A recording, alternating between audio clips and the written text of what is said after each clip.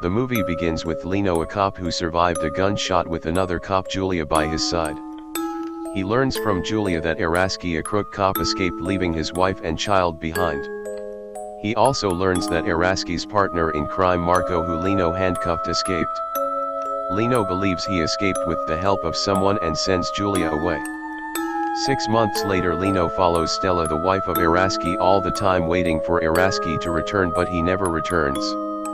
Stella tells Lino to stop following her, while Julia tells Lino to move on, telling him his late mentor Charas, whom Araski killed, would have wanted that. One evening, Lino sees some thugs break into Stella's house and attack her. Lino enters the house and protects her. Lino believes Araski is behind the attack, while Julia tells him to move on and gives him the keys to Charas' car, which Lino paints blue later and modifies it to stop cars carrying drugs. One day after Lino and Julia successfully stop a car carrying drugs across the border of Spain, Lino meets Spanish police officer Alvaro, who reveals himself to have been a friend of Charas. Lino and Stella begin dating, while Julia is regretful of the end of their previous relationship. A drug lord hires Yuri and his crew to kill Marco, who is hidden in a safe location by the police. They find his location but find it too risky and decide to use Lino to kill him. Lino receives a fake phone call about the poor health of his foster mother, and he is given a secret country location. He arrives at the house, finds Marco, and hits him. He brings Marco back to the police station and asks him to reveal Araski's location. He also confronts Julia's boss Moss for hiding the truth from him. She tells him corrupt head of the narcotics department of police, Alexander Reese, is behind all, but they need a strong evidence like Araski to prove it, which is why she needs to protect Marco, their only evidence. Lino wants Marco to go to jail but learns he will be free if he rats out the dirty cops. Lino leaves the room and decides he will hand over Marco to the Spanish government, who are also in search of him for his crimes in Spain. Yuri and his men arrive at the police station and take Marco, but Lino steals him and fights several cops and escapes with him.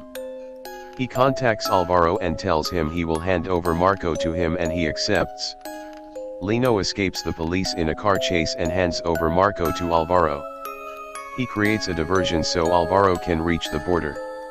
Julia arrests Lino, doesn't find Marco, and tells the police at all the checkpoints to search all vehicles. Alvaro becomes suspicious and pulls his vehicle around, but he is followed by Reese men. Julia and Lino arrive at the scene and help them, but Julia arrests Lino and Marco. Yuri and his friend come at the scene and exchange bullets with the police. Marco drives away with Lino handcuffed in the back seat, while Alvaro kills Yuri and his man. Lino overpowers Marco and crosses with him to Spain. He tries to contact the police, but Marco stabs him. Julia fights Marco and mistakenly shoots him. Lino tries to take the blame for Julia by incriminating himself. Julia quits the force when her boss, Moss, wants her to say in court that Lino killed Marco, to thereby sweep the death and her own mistake under the carpet. At the end, Araski reappears looking for the latest remains of the Renault, removing Charas' crucifix. If you like this video, don't forget to like, comment and subscribe to my YouTube channel.